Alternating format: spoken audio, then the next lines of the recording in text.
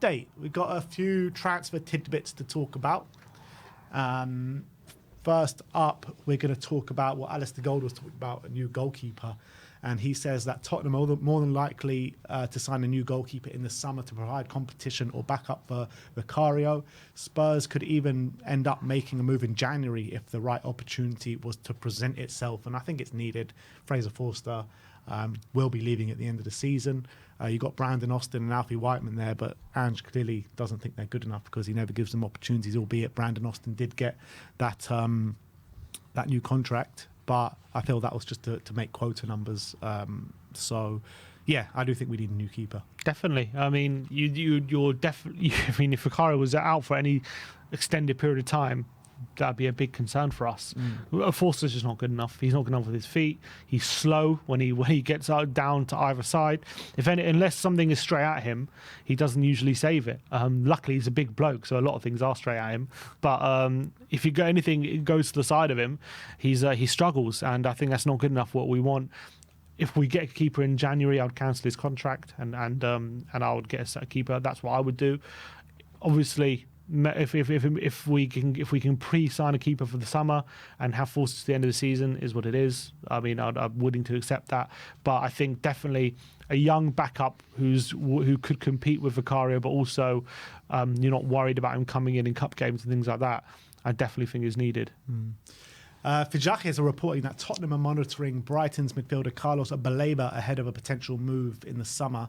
The Cameroonian international has established himself as a main man in Hertz's midfield this term, with 2 goals and 2 assists already in the competition so far. I mean, I think we have spoken about Balleba on a previous Tottenham update. I mean, I just can't see this one being something that Spurs can get over the line, especially with Cardozo coming in hopefully in the summer, which I think that will get done.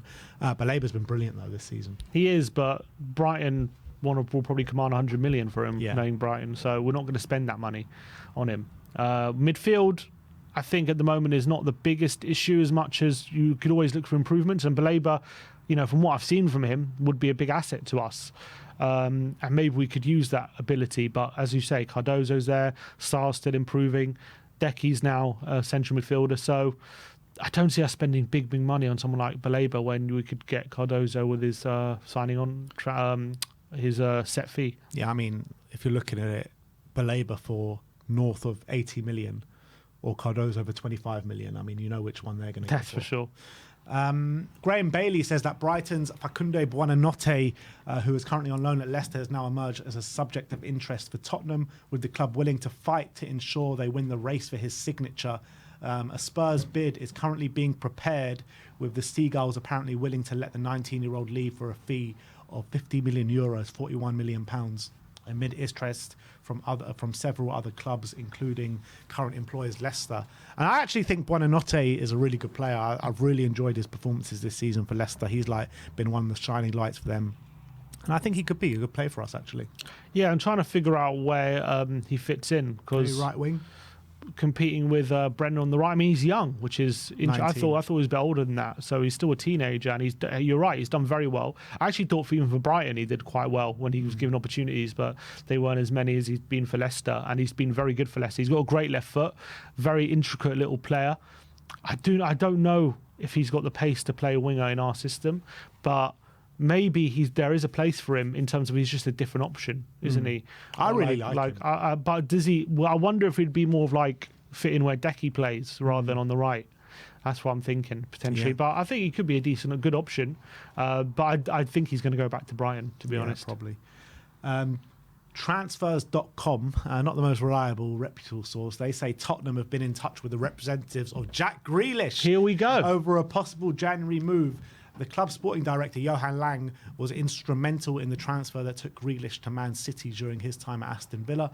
The winger remained especially appreciative of how Lang handled the move, helping it to go as smoothly as possible, as the pair have maintained a really good relationship since.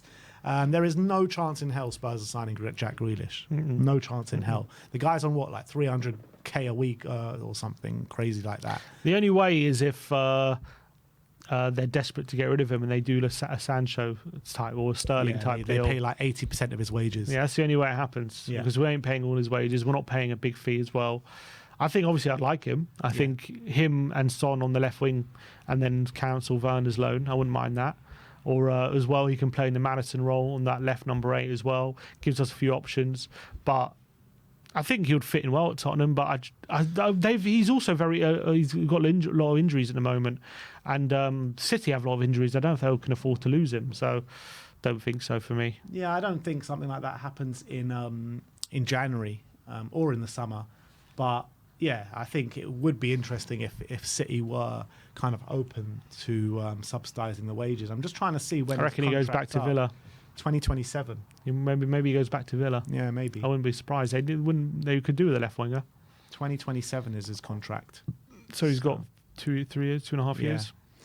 Next up, Inter Live claim that Inter Milan's Jan Bisseck has ended up on Tottenham's radar. With the risk of losing Romero next summer, Tottenham is said to be searching the market for his worthy replacement. The report states that Bisseck has been identified as a target. Bisseck's profile matches Spurs' requirements. The report further states that they are willing to pay 30 million euros for the player. Inter, led by their president Giuseppe Marotta, are looking to offer him an improved deal. And Tutto Sport say that Inter would find it difficult to reject 40 to 45 million euros bid from a top Premier League side for Bisseck next summer. That would mean Tottenham would have to offer 10 million more euros to sign the German. And apparently he's a player that's really come to the fore for Inter Milan this season. Well, I think he played against Arsenal in midweek and he was brilliant. He was absolutely fantastic and he really impressed me in that game. I haven't seen much of him, but I was watching him in that game and he was like a proper monster and he was also very good on the ball. So, look, I think when it comes to Romero, the reality is right now, when you're looking at the situation, he hasn't been pulling up many trees this season, if we're all honest with each other. And he's been costing us goals. There's all these rumours flying around about him leaving, blah, blah, blah. At the end of the day, it's a long season, and that we might feel differently at the end of the season to how we do now.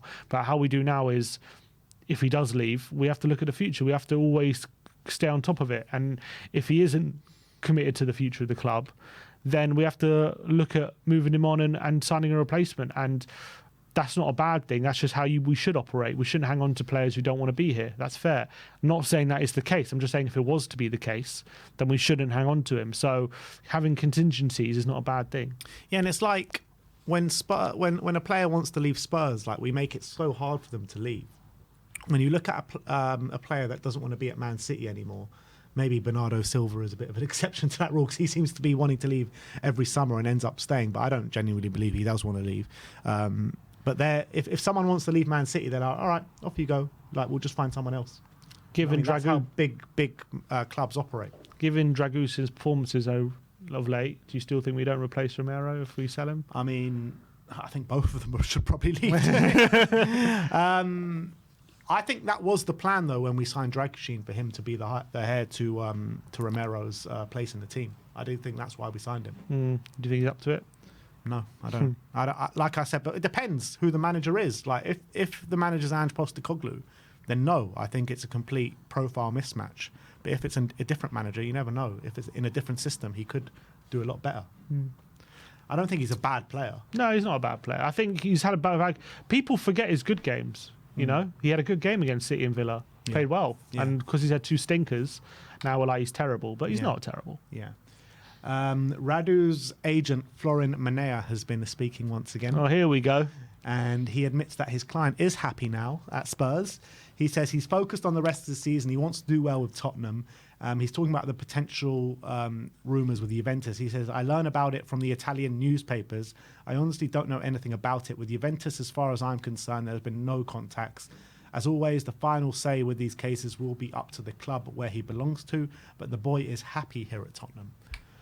I mean, he's playing recently. He's obviously playing in Europa League and stuff. These comments, by the way, were before this game. Ah, very nice. So he's happy with how he's playing? I don't know. Look, it doesn't surprise me that the situation's settled now. He's getting a bit more game time, but we'll see what happens.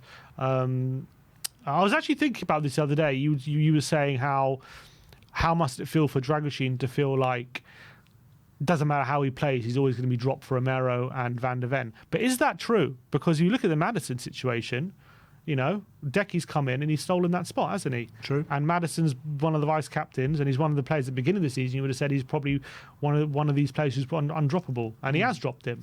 True, but you have seen poor performances from Romero, and whenever he's kind of fit, whenever Romero and Van der Ven are fit, they've never been dropped, and you have seen poor performances. Yeah, but Dragusin hasn't done what Decky's done, has he? Yeah. That's also true. Just make himself undroppable. But also, yeah, that's true. When he's had the opportunities, he hasn't done that. But also, before the opportunities arose, like whenever Romero and Van der Ven were fit, they played, even if Romero would cost goals and stuff. Yeah, but the reason Decky's got that chance is because when he's been in the team, he's just said, I've been that good, you just can't not play me. Dragusin hasn't done that. But also, I feel like Decky is a different stature in the squad to Radu, so I don't think it's like complete same thing, comparing that situation and this situation. I feel like Radu is very far behind, where I didn't think Kulusevski was that far behind. I mean, compared to Maddison, I mean, he was a vice captain. You know, he's a player was signed for big money. Decky was, you know, last season. A lot of people saying, "Where is he? Where's his place?" Yeah, in the because team? he was playing in the right wing. But I feel like Decky is still like a massive voice in that dressing room, and he's been here for a while as well. I'm just saying, I think Ange has shown that if you're playing well enough, he will play you. If you make yourself undroppable. Well, either way, this situation is kind of irrelevant now because Radu's putting two stinkers. That's true. Last but not least, GiveMe Sports say that Cuti Romero is increasingly likely to push for a move away from Tottenham if Real Madrid step up their interest. I mean, that's a big if at this moment in time. However, Eder Militao has just got his second ACL in the space of 2 seasons. So, I mean, surely they've got to be desperate for a centre-back. I'm sure they're looking for one, but as I've said before, if Romero keeps playing like he's playing, I don't know if they could spend the money that is needed to get him in. However, he still puts in masterclasses for Argentina every international break. You know what I mean? So that's got. He still plays well some games. Consideration too. He's not playing stinkers every game. When he plays well, he plays really well. It's just I don't know. He's like lacking concentration or something. But when he's in these, sometimes like he is like Sunday, he's just a bit all over the place. And a player like Romero needs to be fully concentrated. It feels like to be at his very best. I think he's class when he's great, but I can't deny this season he's just not having enough good games to tell me that he's been consistently good enough right now. Yeah, and that's not good enough. And when you're talking about teams that can actually put the money on the table that Spurs will accept this summer, apart from Real Madrid, there's no one really else that are going to go for him. Yeah, I think unless Bayern, I don't know, unless they're going to put the money up for him. I can't think of too many other clubs. City, don't know. I don't see City. I mean, City have got a host of centre backs there. So Liverpool. I mean, Real Madrid are probably, even Liverpool. Liverpool probably need him. They could do with him. Konate's got his injury problems. Van Dijk's aging, but I think Spurs will probably hold off on sending him to a Premier League rival as opposed to going to Real Madrid. They'll put a premium on that if a Premier League team wants him. If it's like 80 million for Real Madrid, it's probably like 130 million for Liverpool. But look, it's a long season. Right now, it looks one way, but let's hope it changes.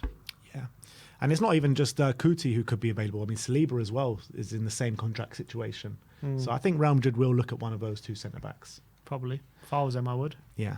But anyway, that is your Tottenham update. So let us know in the comment section below your thoughts regarding all those news topics that we've spoken about today.